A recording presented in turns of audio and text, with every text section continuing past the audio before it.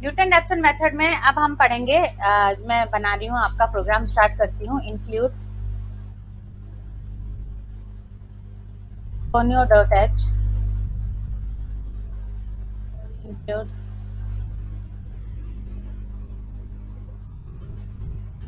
एक सेकेंड, तो सोफे पे रखा।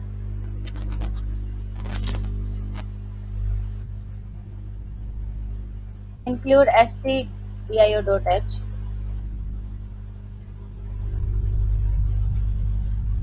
ऑर्डर चेंज भी कर सकते हैं, कोई दिक्कत नहीं है। void main।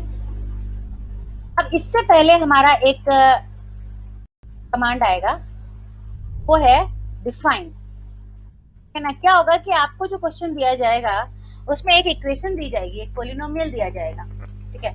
अभी हम कोई डेरिवेटिव कैलकुलेट करने का प्रोग्राम नहीं लिख रहे हैं, ठीक है ना। तो डेरिवेटिव भी हमें खुद ही कैलकुलेट करना है मैन्युअली, और फिर उसके बाद यहाँ पे आपको पहले ही डिफाइन कर देना है, ठीक है।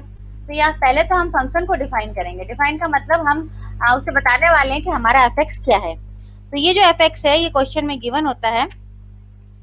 जैसे सपोज आपको निकालना है, आपका जो क्वेश्चन है वो है x cube plus x square minus one, ठीक है। तो हम क्या लिखेंगे, x cube plus x square minus one.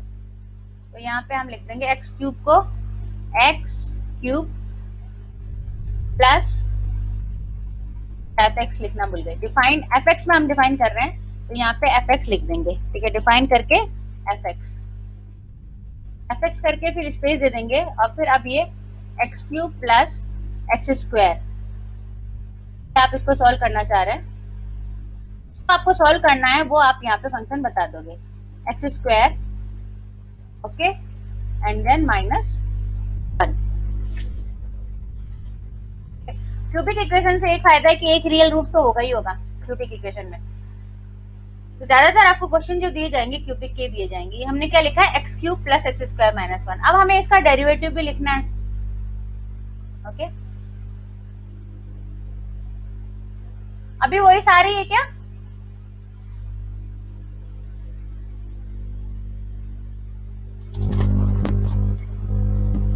Yes, बताइए, वही सारी है क्या अभी? ओके, सो अब हम डिफाइन करेंगे एफ डेस एक्स, ठीक है ना। तो डेरिवेटिव ऑफ एफ एक्स, इसको डी एफ लिख देंगे अपन, डेरिवेटिव ऑफ एफ एक्स। ये भी हम ही डिफाइन कर देते हैं, ठीक है ना, क्योंकि अभी तो यहाँ कोई सॉफ्टवेयर है नहीं जो कैलकुलेट कर ले। तो जो भी डेरिवेटिव है उसको अपन डिफाइन कर देते हैं, 3x स्क्वायर, यानी कि x इंटू एक्स माइनस या प्लस 2 इंटू एक्स। तो इसका डेरिवेटिव अभी हमने x cube plus x square minus one का जो डेरिवेटिव है वो हमने यहाँ पे डिफाइन कर दिया, ठीक है। इसके बाद आप चाहो तो यहाँ पीछे बेक में लिख सकते हो, ठीक है ना, कि भाई ये क्या है। तो हम पीछे लिख देंगे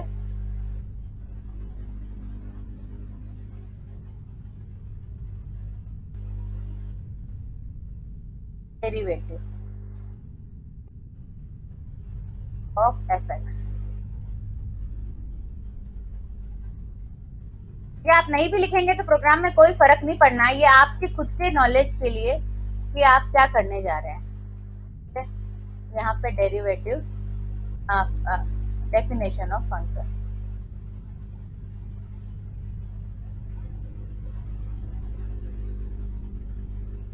ये व्हाइट इसलिए हो रहा है क्योंकि यहाँ पे ये आपने डिफाइन कर रखा है।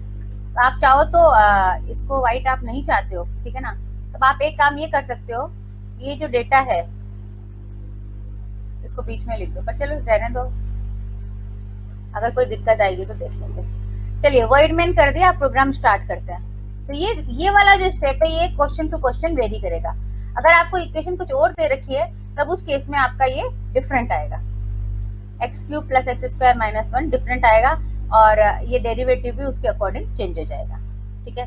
तो ये जो क्वेश्चन में आपके डेटा दिए गए हैं उसके अकॉर्डिंग ये चीज रहेगी, आपको दिया जाएगा, और इंटरवल भी आपको दे दिया जाएगा। तो इंटरवल वगैरह आप यूज करना होगा हमें। तो अच्छा, एक चीज रह गई आपके, तो जब आप मैथमेटिक्स कर रहे हो तो मैथ डॉट एच को इंक्लूड करना जरूरी है,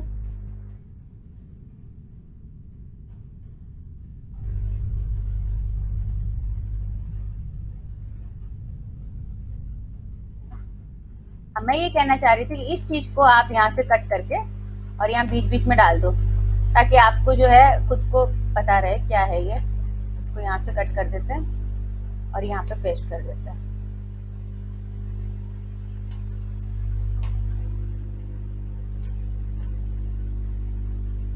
इसको भी यहाँ से कट कर देते हैं, ठीक है ना। ब्लू होने से थोड़ा अच्छा नहीं लग रहा है। और यहाँ पेस्ट कर देते हैं। सो ये हो गया derivative of function, definition of function and this is your starting. अब अपने प्रोग्राम पे आते हैं। प्रोग्राम जो है उसमें आपको सबसे पहले जरूरत पड़ेगी, यू नीड वेरिएबल टाइप। तो यहाँ पे हम लॉन्ग ले रहे हैं, लॉन्ग फ्लोट। जो रीजन ये है कि आपका जो फ्लोट है उसकी लिमिटेशन होती है। मैंने बताया था फ्लोट रियल वेरिएबल होता है, लेकिन इसकी लिमिटेशन होती है, कुछ बड़े नंबर्स को ये स्टोर नहीं कर सकता। जैसे पॉइंट के बाद आपको 4-5 डिजिट और चाहिए, तो वो एक बड़ा नंबर हो गया। बड़ा नंबर का मतलब ये नहीं है कि 1000 और मतलब 10,000 और 10 लाख, ये तो बड़े नंबर हैं ही। लेकिन बात ये कि स्पेस कितनी, जैसे एक एक नंबर के पीछे उसे 16 बिट देना होता है। तो अगर आप डेसिमल के बाद ज्यादा पॉइंट्स चाहते हो, ज्यादा एक्यूरेसी चाहते हो, तो आपका जो नंबर है वो बड़ा होने वाला है, ठीक है ना। तो ऐसे बड़े नंबर को देखिए, वो क्या करेगा, जब भी नंबर स्टोर करना होता है तो वो उसे साइंटिफिक नोटेशन में करता है, मतलब एक्चुअल नंबर अलग और जो 10 टू पावर जो पावर है उसे अलग करता है। तो उसके लिए तो वो एक बड़ा नंबर ही होगा। अगर हम बोल रहे हैं 0.32678 9, तो एक बड़ा नंबर में ही आएगा, ठीक है ना। पॉइंट से कोई मतलब नहीं होता है, पॉइंट तो एक पोजिशन है। तो अब उसे स्टोर करने के लिए उसे जगह की जरूरत पड़ेगी। तो इसीलिए हम जो है यहाँ पे लॉन्ग फ्लोट लेंगे। आप फ्लोट लोगे तो हो सकता है एरर आ जाए, एक्यूरेसी नहीं आए, ठीक है। एक्यूरेसी को बढ़ाने के लिए हमने यहाँ पे लॉन्ग फ्लोट लिया। फ्लोट लेके भी कर सकते हैं, ऐसा कुछ नहीं है। फिर आपको डेसिमल का जो प्रिसीजन वैल्यू है, जो आंसर की है, वो 2 या 3 डेसिमल तक आपको प्रिसीजन रखना पड़ेगा, ठीक है ना। अगर आप ज्यादा प्रिसीजन चाहते हैं तो आपको ये चेंज करना पड़ेगा। अब हमारे वेरिएबल हम लेना स्टार्ट करते हैं। देखिए, अब आप क्या बनाने वाले हैं, न्यूटन रैप्सन। तो न्यूटन रैप्सन में आपको किस चीज की जरूरत पड़ती है, एक तो इनिशियल रूट और एक फाइनल रूट। तो इनिशियल रूट को हम क्या ले लेते हैं, XINI।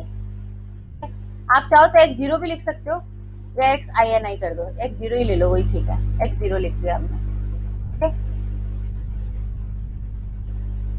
Then comma X1 comma, अब X1 क्या है, X1 है आपका इम्प्रूव्ड रूट, ठीक है। हम ये दो वेरिएबल से ही काम चलाएंगे। अब इसके बाद में फंक्शन की 0 पे वैल्यू, उसे हमने ले लिया F0, ठीक है। फंक्शन की किस पे वैल्यू, 0 पे, X0 पे वैल्यू, और फंक्शन की X1 पे वैल्यू को हमने F1 ले लिया। और इसके अलावा एक टेम्परेरी वेरिएबल की जरूरत पड़ सकती है अपने को, तो वो जैसे जैसे जरूरत पड़ेगी हम डाल देंगे, ओके। अब इंटीजर पे आ जाते हैं, ठीक है। तो ये अपना हो गया। जरूरत पड़ेगी वैसे वैसे और वेरिएबल देख लेंगे। इंटीजर में भी लॉन्ग ले लो तो अच्छा है, नहीं भी लोगे तो कोई खास फर्क नहीं पड़ता। लॉन्ग केवल क्या है, स्पेस को बढ़ा देता है। तो अब इंटीजर आप लॉन्ग की कोई जरूरत नहीं है, अननेसेसरी लॉन्ग क्या करोगे लेके, INT ले लो, INT आई ले लिया। काउंटर है जो लूप को चलाएगा, और कब तक लूप को चलाना है उसके लिए हम क्या ले लेते हैं, n, ठीक है, नंबर ऑफ इटरेशन। तो हमें इतना ही लूप चलाना है, ठीक है। आपसे कहा गया कि 4 इटरेशन का आंसर बताओ, 5 इटरेशन का आंसर बताओ, तो n जो है ये बता रहा है कितने इटरेशन है। आप n इनपुट भी करा सकते हो, क्वेश्चन में जैसे गिवन ही होता है कि भाई इतने इटरेशन के बाद का रिजल्ट दो, तो हम फालतू अननेसेसरी स्टेटमेंट क्यों बढ़ाए, हम n = 5 फिक्स कर देते हैं, ठीक है। अगर क्वेश्चन में 4 लिखा है तो 4 लिख लेंगे, जैसा भी है। तो उसके लिए हम अननेसेसरी अपने प्रोग्राम की स्टेप्स नहीं बढ़ाते। अब आपको लेकिन इनिशियल रूट तो देना होगा, ठीक है ना। जो भी आपका क्वेश्चन है उसका इनिशियल रूट देना होगा। इनिशियल रूट जो है X0 वो आप इनपुट करवा दीजिए, क्योंकि अब इनपुट कराने के लिए क्या है आपका स्कैनफ, ठीक है। इनपुट कराना है तो इसके लिए आपको स्कैनफ करना पड़ेगा। उससे पहले एक प्रिंटफ स्टेटमेंट दे देंगे। क्या प्रिंटफ स्टेटमेंट देंगे कि enter the initial root, enter the initial root, और फिर इसको हम क्लोज कर लेंगे। अब फिर स्कैनफ में आपका जो इनिशियल रूट है ना, इनिशियल x0 जो आप देते हो वो पहले से इसे बताना तो पड़ेगा कहाँ से स्टार्टिंग करनी है। तो ये इंटीजर में हम डाल देंगे, ये इंटीजर है अपना, तो इंटीजर में डाल देंगे। Okay,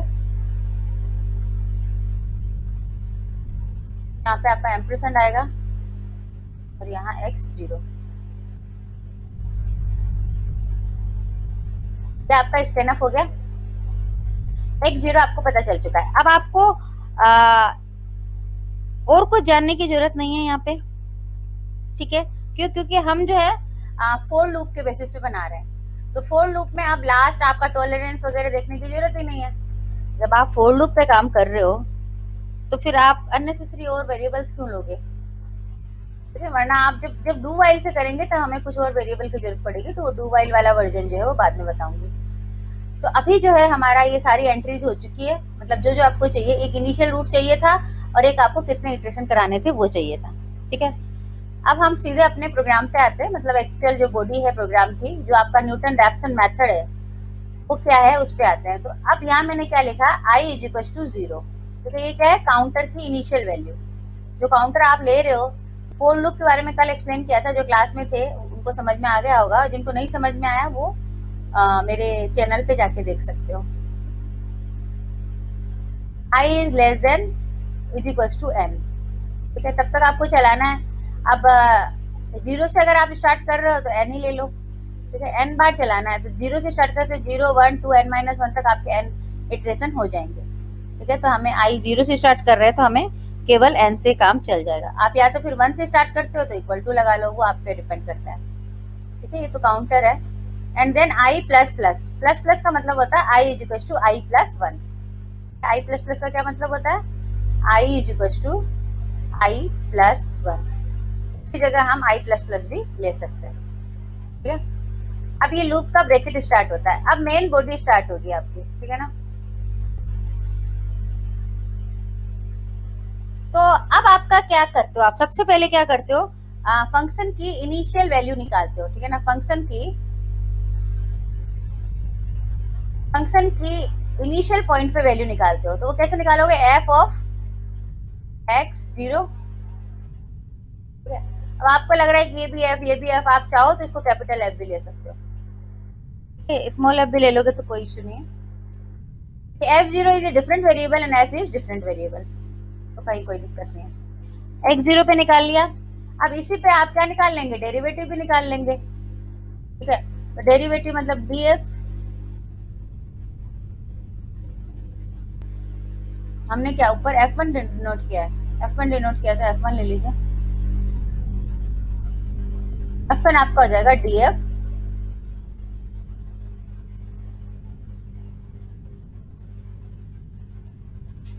x0।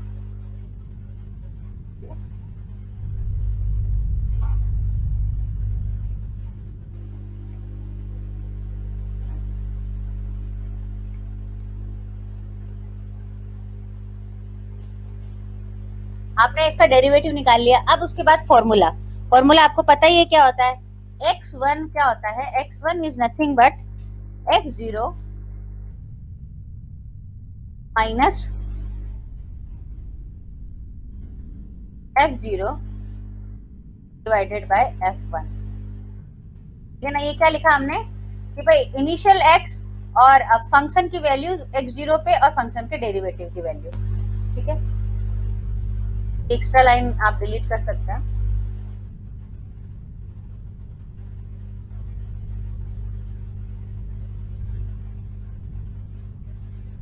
अब ये आपने फंक्शन की डेफिनेशन लिख दी, देखिए यही है बस Newton Raphson method. Newton Raphson method तो यही है।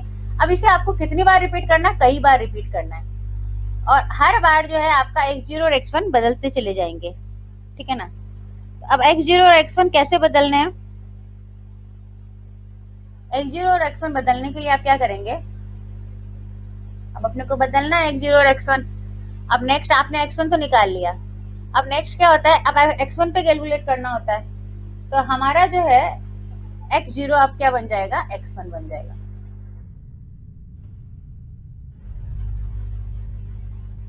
ओके, x1 तो यहाँ कैलकुलेट हो ही रहा है, x1 जो नया इटरेशन आया वो x0 में स्टोर हो जाएगा, फिर f0 पे निकलेगा, फिर f1 निकलेगा। मतलब ये जो 4 लाइनें हैं ये आपकी रिपीट होती चली जाएगी। पहले वो इनिशियल वैल्यू निकाल देगा x0 पे, फिर f1 डेरिवेटिव निकाल देगा x0 पे, x1 कैलकुलेट कर देगा, और फिर x0 इक्वल टू x1 कर दिया, तो x0 में आपका x1 स्टोर हो गया। ठीक है, तो ये अब फिर फोर लूप से ये ऊपर चला जाएगा, ये जो ब्रैकेट है ये इसको वापस ऊपर भेज देगा, ऊपर भेज के वापस से कैलकुलेट होगा।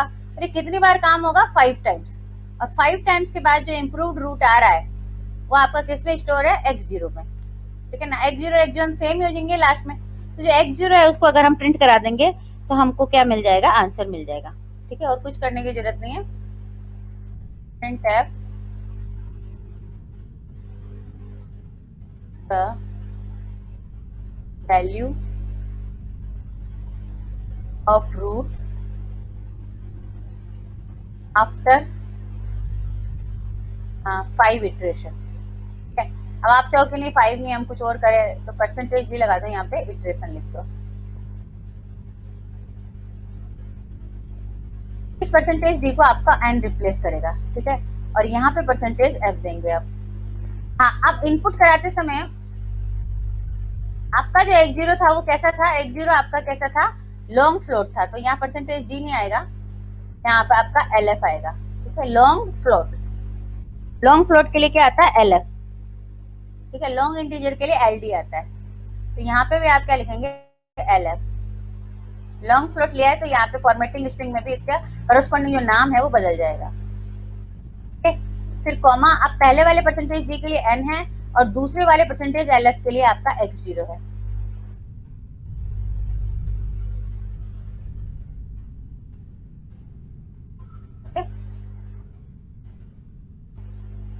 So this is all about your program। और अब आपको क्या करना है, इसको एग्जीक्यूट कराना है, गेट ch करके एग्जीक्यूट कराना है, दैट्स ऑल। आपका प्रोग्राम कंप्लीट हो चुका है।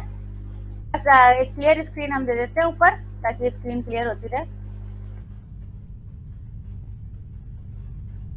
बीच में कहीं दे देंगे तो काम की बातें भी डिलीट हो सकती है। तो ये आपका प्रोग्राम कंप्लीट हो गया, और आपको इसको जब रन कराएंगे तो आपको आंसर मिल जाएगा। ठीक है, तो अब हम इसको रन कराते हैं।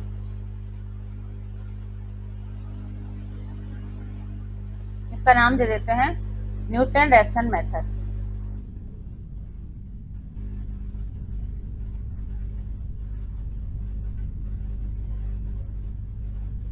अब 8 डिजिट से ज्यादा नहीं दे सकते, न्यूटन ही लिख देती हूँ मैं। और फिर इसके बाद इसको कंपाइल करवा देते हैं। ठीक है, अब फिर उसके बाद इसको रन करा देते हैं। तो आपका जो इनिशियल रूट था वो आप ले लीजिए 0.5। ठीक है, ये आपको पहले से कैलकुलेट करके रखना पड़ेगा क्या देना है, और आफ्टर 5 इटरेशन जो आंसर आ रहा है वो है 754878। So this is your Newton Raphson method. अब अगर आप इक्वेशन बदलेंगे तो क्वेश्चन बदल जाएगा। ठीक है ना, तो आप इसी को दूसरा क्वेश्चन कैसे बनाना है उस पर बात करते हैं। तो ये आपका प्रोग्राम कंप्लीट हो गया। ठीक है, तो आप चाहो तो इसका स्क्रीनशॉट ले लो। ओके, सो दैट आपको ये फ्यूचर में प्रोग्राम आपको कॉपी में लिखने में आसानी हो जाए। ठीक है, ये अपने आप में कंप्लीट प्रोग्राम हो गया। गेट ch के बाद में यहाँ पे एक ब्रैकेट और है, बाकी ये कंप्लीट प्रोग्राम है। ऊपर कोनो डॉट h है,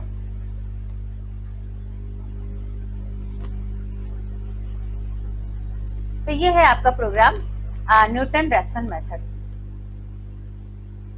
ठीक है, अब ये कुछ स्टूडेंट ज्वाइन करते हैं फिर छोड़ देते हैं, उन्हें समझ में नहीं आ रहा क्या, या तो शुरू से उन्होंने कभी प्रोग्रामिंग की नहीं होगी। अगर आप साथ साथ प्रैक्टिस करोगे तो आपको आसानी से समझ में आ जाएगा ये, और नहीं करोगे तो फिर दिक्कत है। अब ये आपका न्यूटन बन चुका है। अब अगर आपने को दूसरा कोई क्वेश्चन दिया जाए, ठीक है ना, हमने आंसर निकाल दिया इसका एग्जैक्ट। अब आप चाहो तो जो न्यूमेरिकल एनालिसिस के अनसोल्व्ड क्वेश्चन है उनको यहाँ पे रख के और उनको भी सॉल्व कर सकते हो, ठीक है। जैसे अब हम डिफाइन करते हैं एक दूसरा question.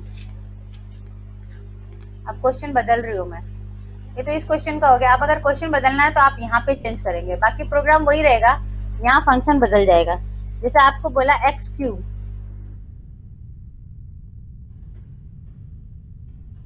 X cube minus 3x minus 5 दिया आपने फंक्शन। फिर आप क्या लिखेंगे, फंक्शन का डेरिवेटिव। तो 3x स्क्वायर, ठीक है, और यहाँ पे क्या आ जाएगा -3, फंक्शन का डेरिवेटिव हो गया। अब ये सारे सेम रहेंगे, कोई चेंज नहीं आएगा, ठीक है। अब यही प्रोग्राम किसके लिए बन गया, ये बन गया आपके नेक्स्ट दूसरे क्वेश्चन के लिए, ठीक है। बस इनिशियल वैल्यू जो है वो आपको मालूम होनी चाहिए क्या डालनी है। जैसे इसका जो रूट है वो 2 और 3 के बीच में लाई करता है, तो हम जो स्टार्टिंग पॉइंट है वो क्या ले लेंगे, 2.5 या 2 ले लेंगे, ठीक है। x0 हम क्या ले लेते हैं, 2 ले लेते हैं, ताकि जो है अब ये प्रोग्राम आप नोट करोगे आपको कि क्या इनिशियल वैल्यू में डालना है। जब स्कैनर पूछे तो आपको 2 डालना है, ठीक है। ऑटोमेटिकली ये बढ़ता जाएगा, और जैसे जैसे आप इटरेशन और बढ़ाएंगे तो और अच्छा भी आंसर आ जाएगा, ठीक है। तो अब हम इसको सेव करके और कंपाइल करते हैं, सेव ही कर देते हैं सिंपली, कोई इश्यू नहीं है, क्वेश्चन बदल जाएगा। और अब इसको रन करवाते हैं।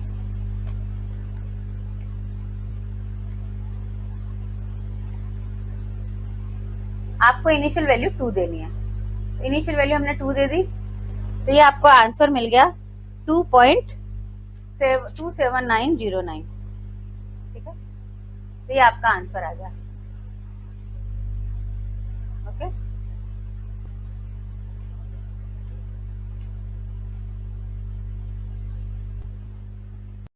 अब नेक्स्ट जो है, मैंने इसे कहा था कि अब इसको हम डू वाइल से कैसे करें, ठीक है। इसी क्वेश्चन को अगर हमें डू वाइल से करना हो तो डू वाइल में भी कन्वर्ट कर सकते हैं इसको।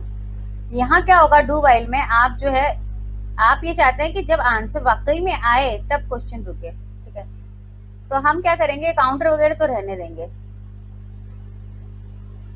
यहाँ पे लूप चेंज कर देंगे, ठीक है।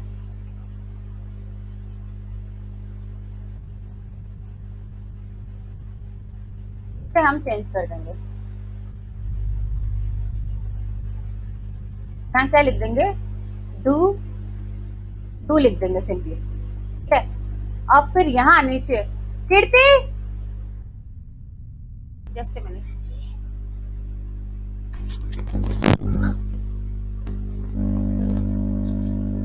बारिश,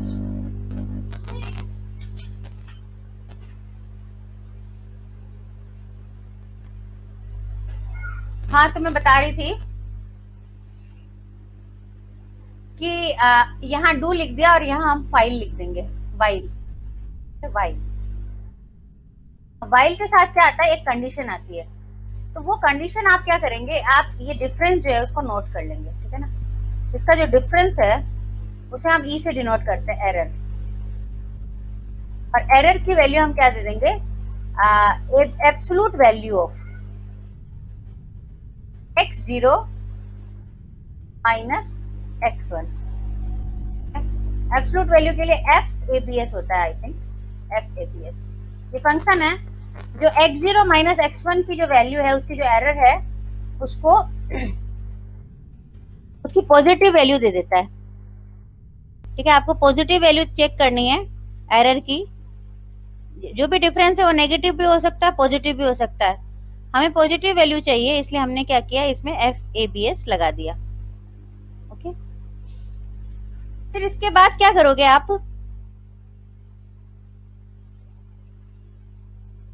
ये करने के बाद अभी अपनी एरर निकल गई, एरर को आपको ऊपर भी डिफाइन करना पड़ेगा, एरर आप यूज कर रहे हो तो एरर को आपको यहाँ ऊपर भी डिफाइन करना पड़ेगा। हम क्या देखना चाहते हैं कि जब आंसर सेम आने लग जाए तब जो है वो आपका प्रोग्राम रुके। अब ये जो एरर है इसका प्रिसीजन आप अपने मन से कुछ भी दे दीजिए। आप क्या लिखेंगे कि एरर इज ग्रेटर देन, आपने लिख दिया 0.001, और प्रिसीजन बढ़ाना और बढ़ा दीजिए 0.1। एरर जब तक 0.001 से ग्रेटर है तब तक ये काम चलता रहे। अब डू वाइल में क्या फायदा होता है कि ये डू पहले ये एक बार तो एक्शन करेगा ही करेगा और फिर इस एरर को चेक करेगा। एरर यहाँ पे असाइन हो जाएगी, लेकिन फिर भी हम प्रिकॉशन के लिए एरर में एक बड़ी वैल्यू लिख देते हैं। एरर में हम अपने प्रिकॉशन के लिए कि भाई पहली बार में बाहर निकल नहीं जाए, एरर में हमने 10 या कोई भी एक बड़ी वैल्यू इसको इनिशियल वैल्यू दे देते हैं, सो दैट ये जो है एक बार तो रन करे ही करे, तो दूसरी बार एरर कैलकुलेट होगी और इसमें ये आपको पता चल जाएगा। ठीक है, अब मैंने आई क्यों रखा था?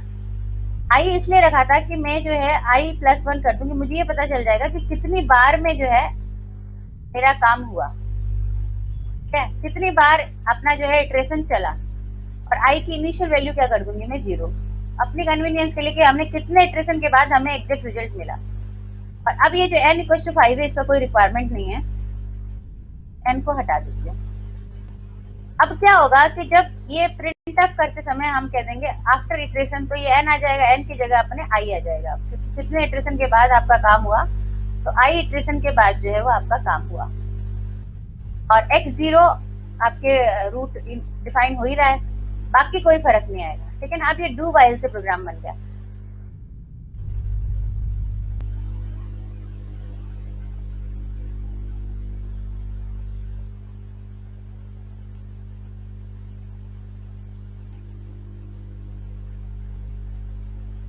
I don't know what happened.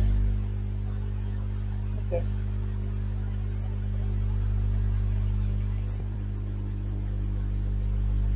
शायद कोई की का कॉम्बिनेशन प्रेस हो गया होगा, मैक्सिमाइज करने का ऑप्शन भी नहीं आ रहा है। बट अब ये जो प्रोग्राम है आपका कंप्लीट है रन होने के लिए। अल्टरनेट प्लस एंटर से शायद ये मैक्सिमाइज होता है, एक मिनट ट्राई करती हूँ। अब इसको हम क्या करते हैं, कंपाइल करके सेव कर देते हैं, सेवेज कर देते हैं। ये जो है ये आपका थोड़ा सा अलग है प्रोग्राम, तो इसको सेवेज कर देते हैं न्यूटन 1। अब इसको रन कराते हैं।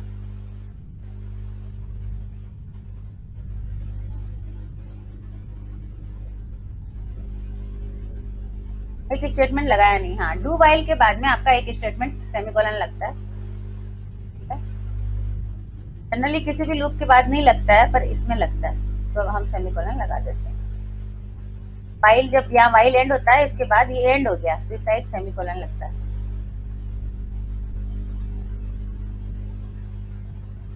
अब इनिशियल रूट अपने को कितना देना था इसका, आई थिंक 2 देना था, तो ये आपको आंसर दे दिया।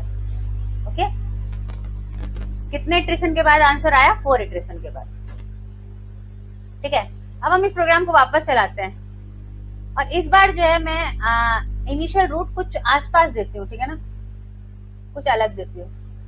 इनिशियल रूट में दे देती हूँ सपोज 1, और देखते क्या होता है।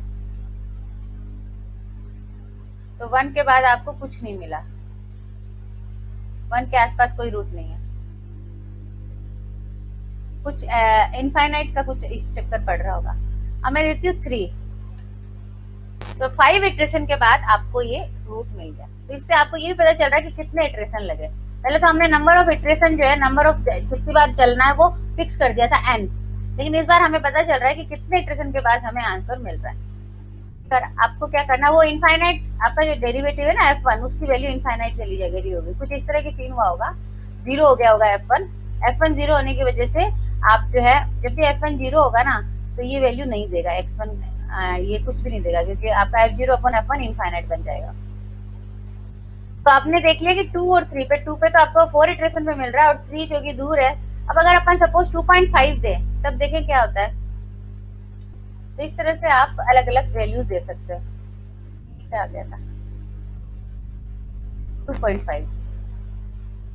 तो 4 इटरेशन में आपको 2.5 से भी आंसर मिल रहा है। ओके, तो this is all about your, ये हो गया आपका न्यूटन रैप्सन मेथड। और कल क्लास में हम बाइजेक्शन मेथड करेंगे। इसमें किसी को कुछ क्वेश्चन हो तो पूछ लेना। ठीक है, दोनों तरीके से करा दिया। ओके, तो अब मैं एग्जिट करती हूँ।